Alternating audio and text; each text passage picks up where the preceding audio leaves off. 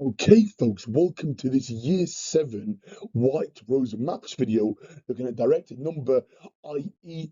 negative numbers. Okay, so White Rose Maths A, worksheet A, yeah, and it's from whiterosemaths.co.uk or .com. Okay, so they're a fantastic resource for Key Stage 1, Key Stage 2, Key Stage 3, and GCSE and maths as well.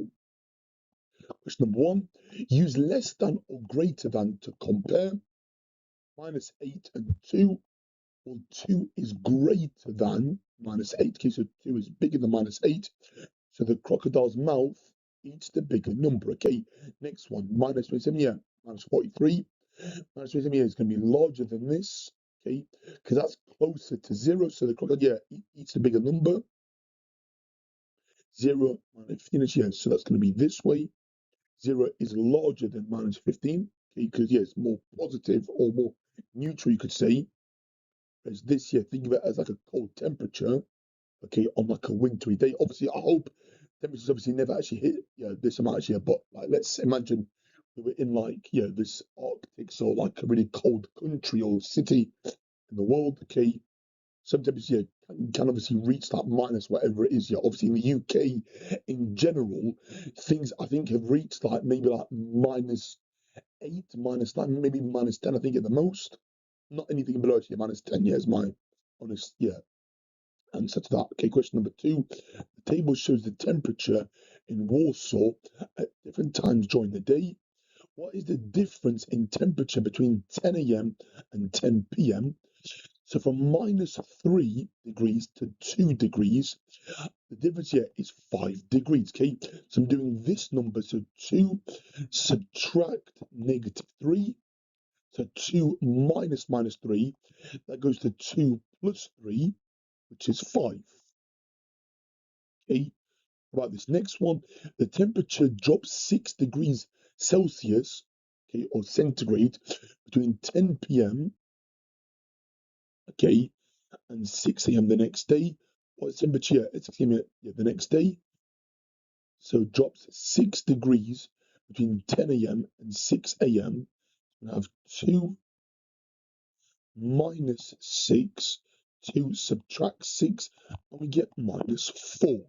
Okay, think of it on like a number line. Start at 2 and go 4 units or 4 jumps, okay, to the left, and you get to 6 jumps here to the left, just to -4. Okay, question number 3.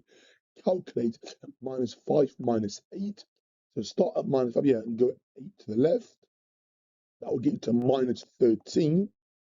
Okay, and yeah, do obviously 8 jumps.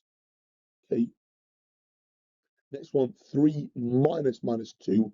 That becomes 3 plus 2. 3 add 2, which is 5. Okay, if you subtract the negative, that turns the sign or signage as a plus. Next one here is an addition pyramid. The number in each box is the sum of the two numbers below it. Complete the addition pyramid. So -8 plus 2 is -6, okay? Or 2 plus -8 goes to -6. Next one, -6 plus -4 is -6 minus 4, which is -10. If you're adding a negative, that goes to a subtraction. If you subtract a negative, that turns into a positive as the sign or signage of that sum. Question number 5. So complete the fact family for the bar model. Okay, 5 to the -4 is -20, -20 divided by 5, yeah, that'll be -4. Then I can write it as 4 times -5 is -20 or -20. And then I can do -20 or -20 divided by -4, and I get 5. Okay, so this is like different ways of writing out the same sum. Okay, yeah, so it's different ways here to like write the same sum here in columns. The next one, looking at some substitution. A equals -3, B equals 10. Find the value of the expressions. AB means A times B. -3 times 10, that'd be -30. What about this next one? We've got A squared minus B. So that'd be -3 here or -3 here all squared, which is a +9. and then minus 10. 9 minus, yeah, gets you to minus 1. Okay, check that, yeah, if you're unsure. So I'm doing minus 3 times minus 3, yeah. And then I'm subtracting 10. Okay, sorry for, yeah, missing my little step. Okay, so then I'm doing minus 3 times 10 for the first one. Question number 7, okay, solving a two-step equation. Solve the equations. 3a plus 9 equals 3. So subtract 9 on both sides. Okay, to balance, yeah, each side respectively, we have 3a is equal to minus 6. Divide by, yeah, 3 on both sides. We get a is equal to minus 2. So minus 6 thirds to minus 2. Next one, minus 6 is less than h over 3 minus 7. I'm going to add 7 to both sides. So minus 6 plus 7 gets you to plus 1, or positive 1, equals h of 3 or h thirds. Times by 3 on both sides. So 1 times 3 is 3. So you have 3 is equal to h is equal to 3. Okay, so I added 7 first to both sides, and then I multiplied by 3. For the first one, I minused 9 on both sides, and then divided through by 3 on both sides. Question number 8, take the expression here that is or that are equal to 10. So 15 minus 8, that'll be 7. 7 plus 3 is equal to 10. Okay, remember, yeah, for the expression, yeah, obviously, yeah, refer to obviously bid mass. Okay, so that is right. Okay, root 16, yeah, that'll be 8. Sorry, that'll be 4, sorry, not 8. 4 plus 2 is 6, so it's not going to be that one. It's definitely, yeah, going to be that. Okay, that's definitely, yeah, because that's bigger than, yeah, 100. Okay, and then obviously, you've minus 8, yeah, that's also going to be, obviously, yeah, bigger than 100, yeah, or less than 100. Next one, here I'm going to use bid mass. So 5 times 4 is 20. You have minus 10, yeah, or negative, yeah, negative 10 plus 20 is 10. It's 9, yeah, so looking at, yeah, so the capital H here means for higher tier only. Oh, yeah, it's more actually foundation here, yeah, as well. But yeah, these are exam style questions that can appear on a typical GCSE exam style question or a paper for AQA, EDISOL, or OCR. Ricky says that the square root of 169 yeah, is equal to 13. Shane thinks this is not the only answer. Why might Shane think this? Well, Shane might think that minus 13 squared,